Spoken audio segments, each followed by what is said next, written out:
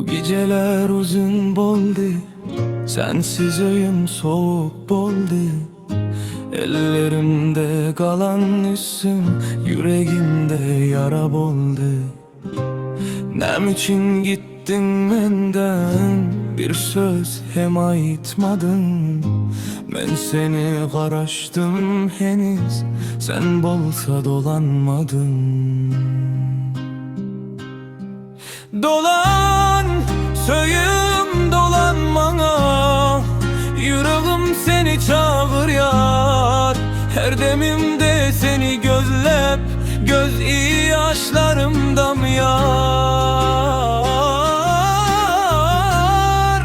Dolan, söyüm dolanmana, son ümidim sensin.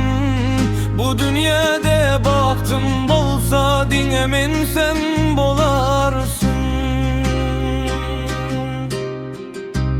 Göçelerde yeke gezen, her burçta seni gören. Aydın bolup adın aydıp, sessiz sessiz ağlayan. Vart geçse de yattan çıkman, sögümüz ölmez hiç haçan.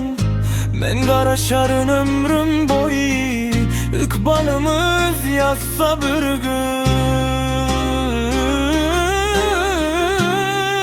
Dolan, söyüm dolanmana, yüreğim seni çağır yar. Son kıdemim kalyansa, seni söyüp yaşarım.